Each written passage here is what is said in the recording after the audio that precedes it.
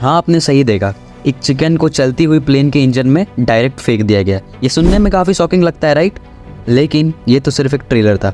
लगभग 800 gallons of water पर minute aircraft engine में फायर की जाती है। लेकिन आप ये सोच रहे होंगे कि ऐसा किया क्यों जाता है, वाई इट्स इम्पॉर्टेंट। तो मैं आपको बता दूँ कि according to Federal Aviation Administration approx 10,000 birds टकराती है एयरक्राफ्ट से पर ईयर। इसका मतलब 26 बर्ड्स इन अ डे। लगभग $1.2 बिलियन की डैमेज करती है ये बर्ड्स प्लेन को 1 ईयर में, जिसमें मेजॉरिटी डैमेज जो होता है वो इंजन को ही होता है। वेल, अमेरिकन हडसन क्रैश जो हुई थी, इसमें प्लेन के दोनों इंजन फेल हो गए थे। ये भी बर्ड्स के कारण से ही हुई थी।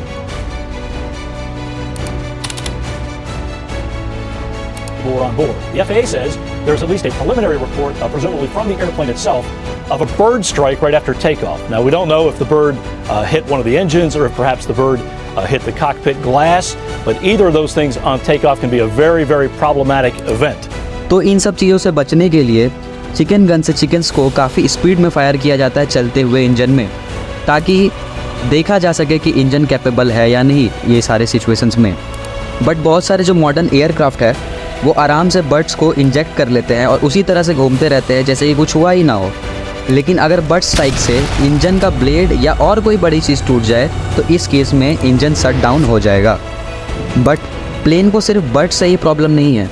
वेदर चेंज के कारण प्लेन को सफ़र करना पड़ता है रेन और बादलों के पानी से, तो इंजन उस कंडीशन में भी अच्छे से काम करे, इसलिए भारी मात्रा में पानी डाला जाता है। और हाँ, ये चलते हुए इंजन में डाला जाता है। बट अभी भी प्लेन की सारी प्रॉब्लम ख़त्म नहीं हुई है। इन्हें साथ ही में हवा और आइस का भी सामना करना पड़ता है। हवा से वाइब्रेशन होती है जिसके कारण प्लेन डैमेज भी हो सकती है। और साथ ही में इंजन्स को फायर और आइस टेस्ट को भी क्रॉस करना पड़ता है। फ्रीजिंग ऑफ इंजन भी एक बहुत बड़ी प्रॉब्लम है इंजन्स के लिए। इंजन को एक कोल्ड इन्वायरमेंट में रखा जाता है कुछ वीक्स के लिए, ताकि ये देखा जा सके इंजन्स जो है वो कोल्ड इन्वायरमेंट में भी अच्छे से काम करेगी। ये एक टेस्टिंग प्रोसेस होता है। और साथ ही में चलते हुए इंजन में आइस भी फायर किए जाते हैं। इतने बड़े बड़े आइस के पीसेस फेंकी जाती है इंजन्स में।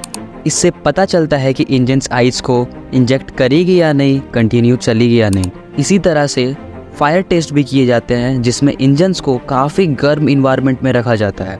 एंड देन इंजीनियर्स इंजन को मैक्सिमम टेम्परेचर में रन करते हैं। जिस तरह से आइस एक प्रॉब्लम है इंजन्स के लिए, इंजन शट डाउन के लिए, उसी तरह से फायर भी बहुत बड़ी प्रॉब्लम है इंजन्स के लिए। ये इंजन्स इसी तरह से डिज़ाइन की जाती है कि ये एक्सट्रीम वेदर कंडीशन को भी आराम से झेल सके और जो भी इनके रास्ते में आए उन्हें भी झेल सके।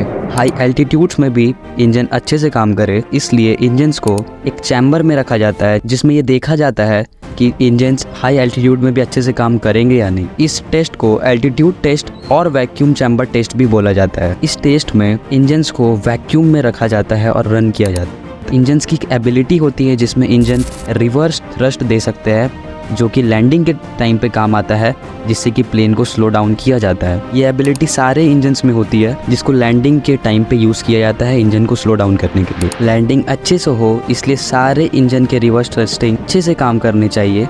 इसलिए टेक ऑफ के पहले ये चेक किया जाता है कि सारे इंजन्स के रिवर्स थ्रस्टिंग अच्छे से काम कर रहे हैं या नहीं। एयरक्राफ्ट इंजन बहुत ज़्यादा लाउड होती है, लेकिन आज से 20 साल पहले के कंपैरिजन में ये बिना डाउट के कहा जा सकता है कि इंजन्स के साउंड्स बहुत ज़्यादा कम हो चुके हैं। बहुत सारे मैन्युफैक्चरर्स ये गोल रखे हैं कि 2050 तक प्लेन की नॉइज़ को 65% तक रिड्यूस कर दिया जाएगा। अगर एक इंजन को एक बिल्डिंग में फुल स्पीड में चलाया जाए तो वो इंजन 140 डेसिबल की साउंड करेगी, जो कि बहुत पेनफुल होगी किसी भी एक इंसान के ईयर्स के लिए। लेकिन अगर वही इंजन फुल स्पीड में बाहर में रन किया जाए तो वही इंजन 60 डेसिबल की साउंड करेगी। काफ़ी टफ रेगुलेशन है एयरप्लेन के नॉइज़ को लेकर, तो सारे मैन्युफैक्चरर्स को प्रिसाइसली मेज़र करना पड़ता है अपने इंजन के साउंड को। तो ये टेस्ट किया जाता है एयरक्राफ्ट को बाहर रखकर एक काफ़ी सेंसिबल माइक के सामने, और तब इंजन्स को फुल स्पीड में चलाया जाता है और ये देखा जाता है कि इंजन कैसा साउंड कर रही है। इस टेस्ट में इंजन के छोटे से छोटे नॉइज़ को भी रिकॉर्ड किया जाता है। देन प्लेन्स को टेस्ट फ्लाइट से भी गुजरना पड़ता है। Most of the test ground में की जाती है, और जब ग्राउंड की टेस्टिंग खत्म हो जाती है तब ये टाइम होता है कि इंजन को एक्चुअल एयर में फ्लाई किया जाए और ये देखा जा सके कि इंजन सही से काम कर रही है या नहीं। इसमें इंजन की रिलायबिलिटी के बारे में भी पता चलता है। इंजन के स्काई में जाने से पहले it has to be certified as safe and fit for flying. ये सारे टेस्ट होने के बाद अब इंजन को एयर में फ्लाई करवाया जाता है and then modified aircraft known as test beds are used. इसका एक एग्जांपल है GS flying test bed the Boeing 747-700 which carries test engines. The variety of test beds is endless. और इन सब चीज़ों का एक ही गोल है कि देखा जा सके कि इंजन अच्छे से काम करती है या नहीं सारे वेदर कंडीशंस में। इसमें ट्रू कैपेबिलिटी ऑफ इंजन देखा जाता है। इसमें इंजन्स को सारे तरह की स्पीड से गुजरना पड़ता है और सारे सिचुएशन से भी गुजरना पड़ता है और तब इन्हें हाई एल्टीट्यूड में चलाया जाता है और हाई स्पीड में भी चलाया जाता है। और जब इंजन्स ये सारे टेस्ट को पास कर जाती है तब ये इंजन सर्टिफाइड हो जाती है यूज़ करने के लिए इन एन एक्चुअल एयरक्राफ्ट।